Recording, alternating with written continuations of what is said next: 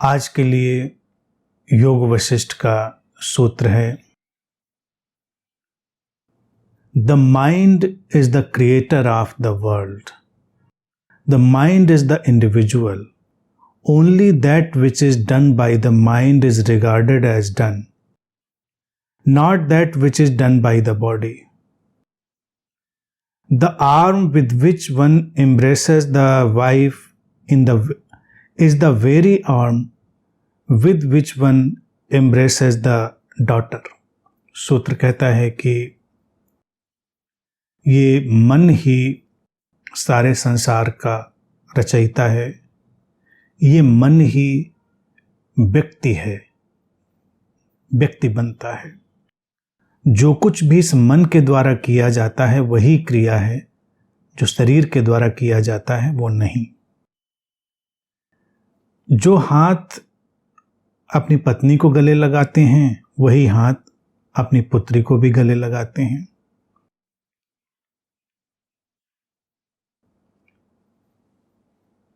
इससे पहले के जो सूत्र रहे उसमें मन क्या है, मन कैसे काम करता है, मन की संरचना क्या है, इस सब पर ऋषि वशिष्ठ ने अपनी बात करी. ये जो पड़ाव है मन को समझने का, मन को एक्सप्लोर करने का पड़ाव है. आज का जो सूत्र है बहुत अहम है. हमको अकर्ता समझने के लिए, अद्वैत समझने के लिए और इम्पर्सनल आइडेंटिटी समझने के लिए ये सूत्र अत्यंत महत्व का है. सूत्र कह रहा है कि ये मन ही सारे संसार का रचयिता है. संसार हमारा अपना संसार. जब संसार का रचयिता कहा जाता है तो इसका तात्पर्य ये नहीं होता है कि ये मन बैठकर सब चांद तारे और सारी सृष्टि की रचना कर रहा है. जो स्रोत से उठी नैसर्गिक रचना है वो है, लेकिन जो हम देखते हैं वो हमारा संसार है. हमारे मन के द्वारा उसमें रंग भरे जाते हैं. इस बात को देखना है. सूत्र कहता है कि ये मन ही व्यक्ति है, यानी कि जो पर्सनलाइजेशन है, जो इंडिविजुअल होने का एहसास है, जो भाव है, ये हम इस मन के माध्यम से ही अनुभव करते हैं. अगर ये मन न होता तो किसी को भी अपने इस व्यक्तिगत सत्ता का, इस अलगाव का बोध नहीं होता. अलगाव शुभ है, मन का ये कार्य व्यापार भी शुभ है, बस इसको समझना है. योग वशिष्ठ या भारतीय जितने भी ग्रंथ हैं, दर्शन के जो गहरे शास्त्र हैं, उनको जब समझेंगे तो उनको समझने का ही एकमात्र महत्व है. समझ लिया तो बात पूरी हो गई, नहीं समझे, कुछ का कुछ समझे तो हमारी समस्या.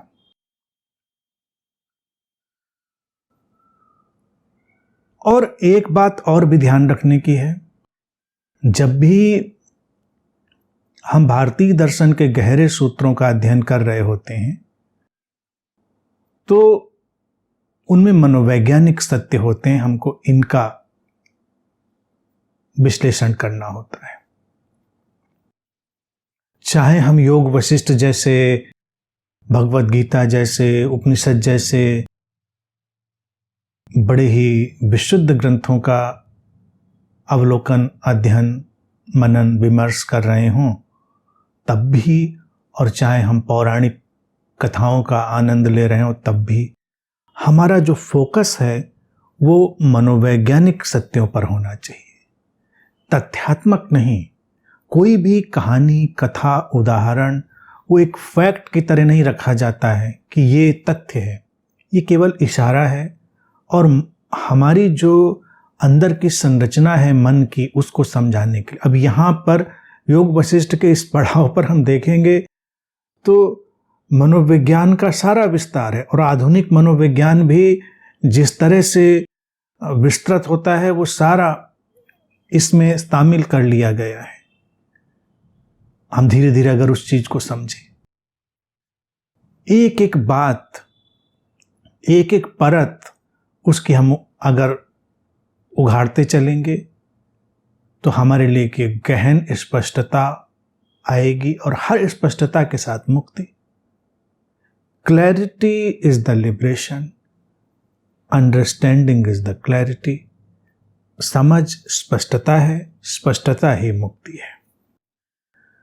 अब यहां पर सूत्र कई सारी बातें कह रहा है। हम पहले एक सरसरे तौर से उनको देखते हैं, फिर उनकी गहराई को देखते हैं। सूत्र कह रहा है कि जो मन के द्वारा करी गई क्रिया है वही क्रिया है, शरीर के द्वारा करी गई क्रिया क्रिया नहीं है।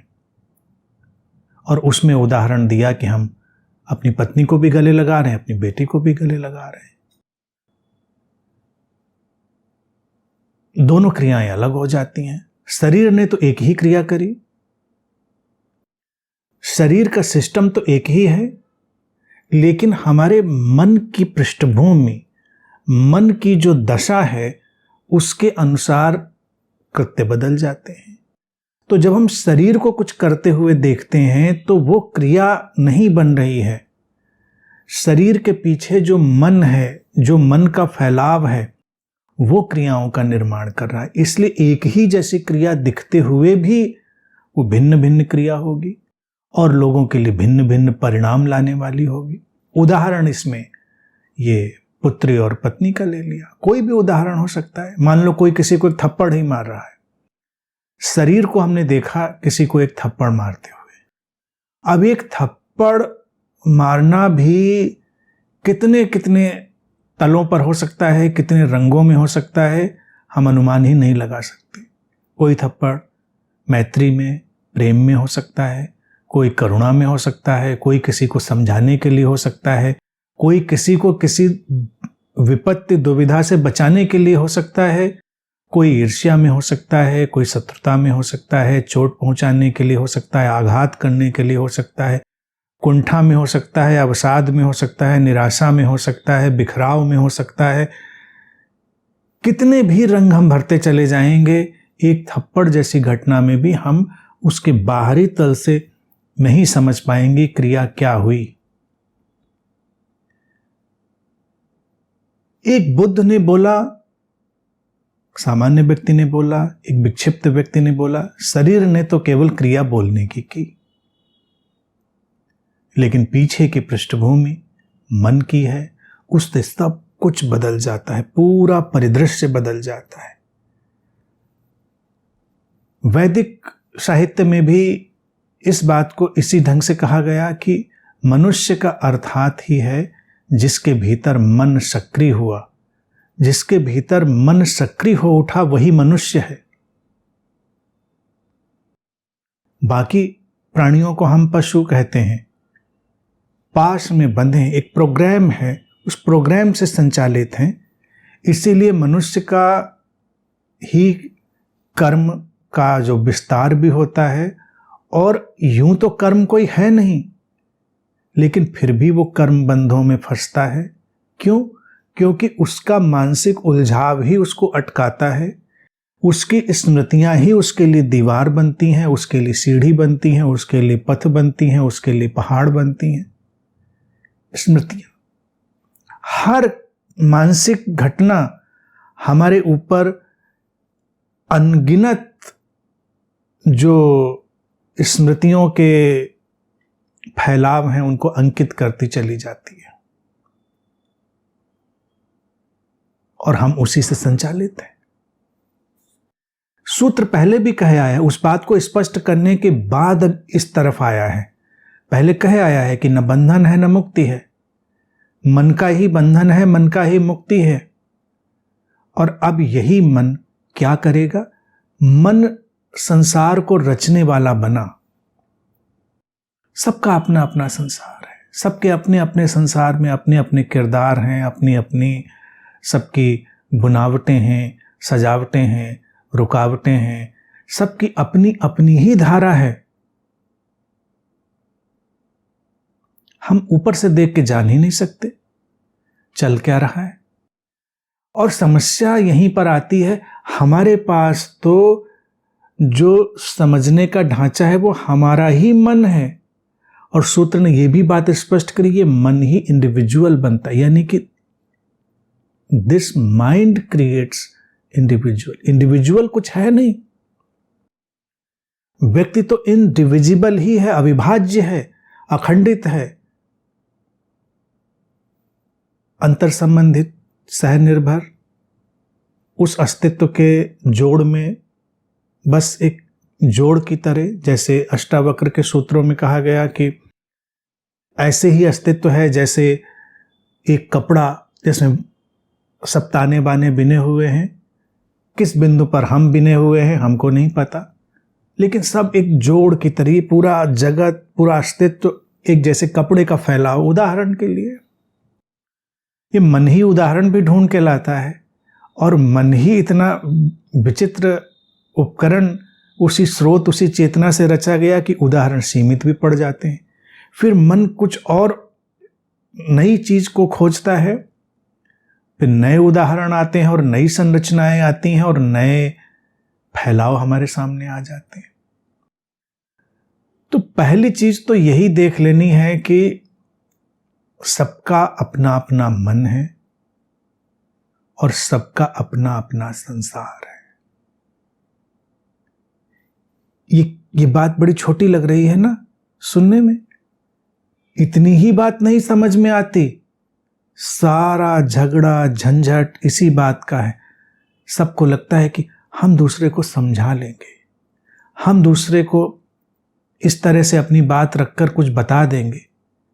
हम कैसे बताएंगे? उसके मन ने अपना एक संसार रच रखा है और हम अपने मन के संसार के माध्यम से उसको बता रहे हैं। जैसे सबका अपना अपना एक संसार है, जैसे सबका अपना अपना एक सपना हो, सपने में सबके अपनी अपनी कहानियां हैं।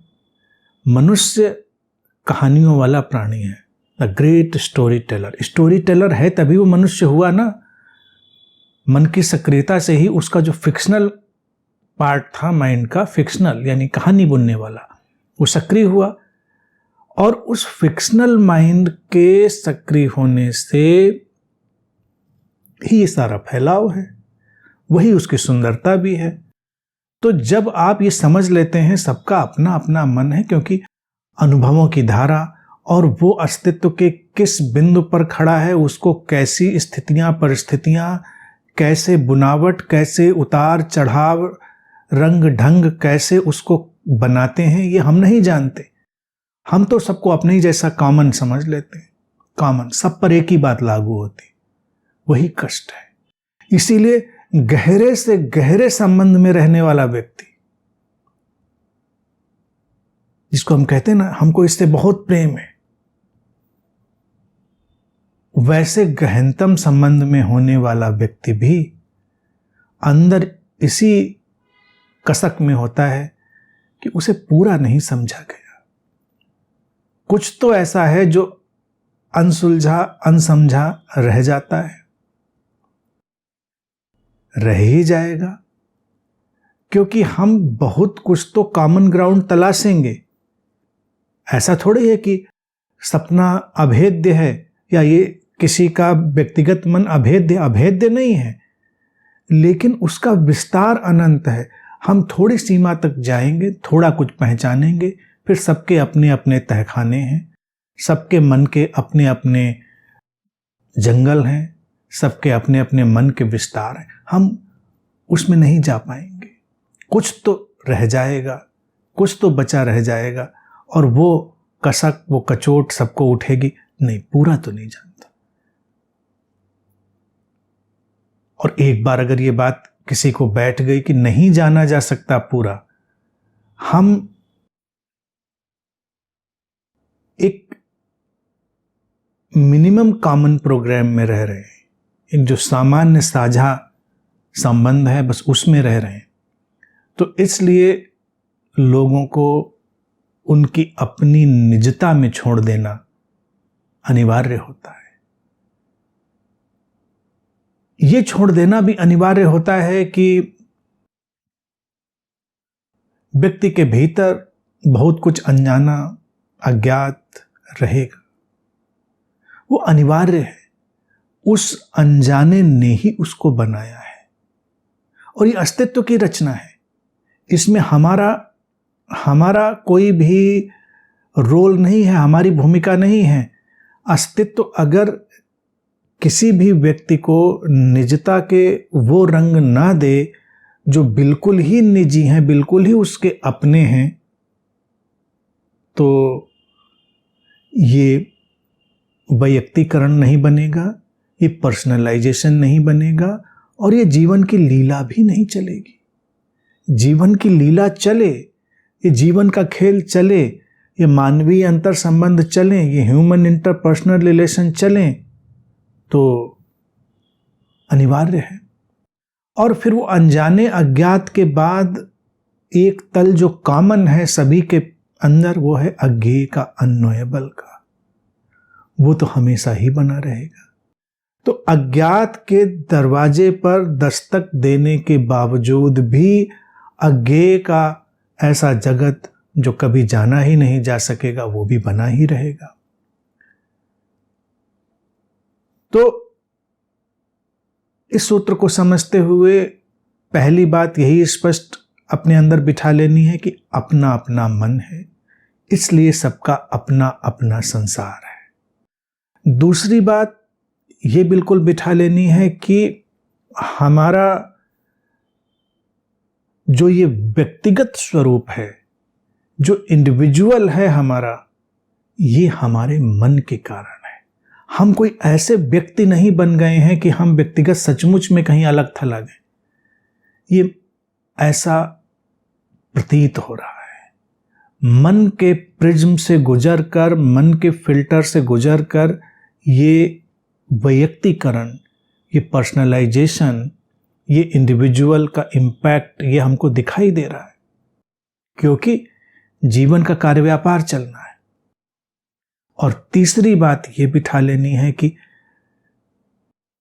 पूरी तरह नॉन जजमेंटल रहें, निर्णय लेने की जल्दी ना करें, क्योंकि क्रियाएं और कर्म शरीर से नहीं होते हैं, वो मन से होते हैं। शरीर मंदिर जाए, मस्जिद जाए, गिरजा जाए, गुरुद्वारे जाए। शरीर ये किताब पढ़े, वो किताब पढ़े। शरीर ये बात सुने, वो बात सुने। शरीर ये करे, वो करे। इससे अंतर नहीं पड़ता। उसके मन में क्या चल रहा है, उसके मन का रंग कहां कहां शामिल हो रहा है, उससे क्रियाएं बनेंगी, कर्म बने। पूजा इसीलिए कोई क्रिया नहीं है। भारत में हमने पूजा प्रार्थना को क्रिया नहीं बनाया कि मत्था रगड़ते रहो और कोई रिचुअल करते रहो तो पूजा हो गई। कई लोगों को वैसा ही बन जाता है। कई घरों में जो पुरानी परंपरा का पालन करते चले आ रहे हैं, शहरों में कम दिखता है, लेकिन अक्सर ये हिंदू घरों में रहा ही है। पूजा आरती, रात में शाम हुई, दिया जलाना, कुछ कर देना। तो मैंने अक्सर देखा जब मैं अपने घर में था और आसपास का जो वातावरण, लोग इतना यांत्रिक ढंग से कि वो करना ही है। अब ये उसको दिया बत्ती, हम लोग कहते दिया बत्ती करें, वो कर रहे हैं तो दिया जल गया, घंटी बज गई, अगरबत्ती, आरती जो भी और मंत्र प्रार्थना जिसको आती थी वो अपना कह दिया। सब यांत्रिक। उसी में बच्चों को डांटा भी जा रहा है, उसी में किसी को गरियाया भी जा रहा है, उसी में कुछ। और फिर वो इतना ऑटो पायलट पर हो गई क्रियाएं होती थी। मैं देखता था कि बस वो हुई जा रही हैं, अंदर तो कुछ और चल रहा है। कबीरदास जी ने भी तो इसी बात के लिए कहा। इसलिए कि सारे संत एक ही बात कह रहे हैं। तो योग वशिष्ठ हजारों साल पहले भी जिस बात को कह रहा है उसको लेकर हमको देखना चाहिए कितनी स्पष्टता। कबीरदास भी कहते हैं कि कर का मन का डार दे, मन का मन का फेर। जो हाथ में माला पकड़े हो उसको छोड़ दो और मन के जो दाने हैं, जो बुनावट है, उसको देखो। हाथ का माला जपने से तो कुछ होने वाला नहीं है। बाहर के मंदिर में गए कि नहीं गए, मन के मंदिर में गए कि नहीं गए, ये महत्वपूर्ण है। बाहर के मस्जिद में, गिरजा में गए, गुरुद्वारे में, बाहर के गुरुद्वारे में सिर्फ पटक पटक के फोड़ लो, बिल्कुल लहूलुहान हो जाओ। लेकिन भीतर जो गुरुद्वारा है उसमें गए कि नहीं गए, मन के गुरुद्वारे में, बात तो उसी से बनेगी। तो बाहर की क्रियाएं हमारे किसी भी कर्म को निर्धारित नहीं करती हैं। शरीर किसी भी क्रिया का माध्यम बन जाए, वो किसी भी कर्म को निष्पादित नहीं करता, यानी कि संपन्न नहीं करता, उसको प्रदर्शित नहीं करता। मन, जैसे उदाहरण दिया था गले लगाने का, गले लगाना, कभी आप लोगों के गले मिलते हुए देखें और थोड़ा डिटैच हो जाएं, आपको लोगों से उठते हुए कितने बादल दिखाई देंगे, कैसे कैसे लोग गले मिल रहे हैं। और कोई ऐसा यंत्र किसी दिन निकल कर आ जाए जो अंदर की भावनाओं को ट्रांसलेट करके सुना दे, तो हैरान रह जाएंगे लोग कि आए आप और शरीर ने स्वागत किया, आइए, बहुत स्वागत है आपका, बहुत आपका इंतजार था। और अंदर से आवाज आ रही, चला आया इसी समय, कमबख्त, न टाइम देखता है न कुछ, लेकिन अब सामने दिख गया, हमारा परिचित है, मित्र है, रिश्तेदार है, तो होठों पे मुस्कान भी है, बिल्कुल मजा आ गया आपके आने से। और अंदर मन में चल रहा है कि बिल्कुल समय खराब कर दिया कमबख्त ने। मन में चल रहा होता है सब, गले भी लगा लिया और मन कर रहा है गर्दन दबा दें। और अगर आप संवेदनशील हैं, खुले हुए हैं, तो ऐसे में जब कोई गले लगा रहा होगा तो आपको हाथ गर्दन पे ही नजर आएंगे, आपको लगेगा कुछ गर्दन जैसी दब रही है। घरों में पति पत्नी के झंझट क्यों होते हैं? इसीलिए कुछ ही दिनों में सफोकेशन होने लगता है। शरीर तो वही सब क्रियाएं कर रहा है, प्यार मोहब्बत वाली, और थोड़ी ही देर में झगड़ा झंझट शुरू हो जाता है, दम घुटने लगता है।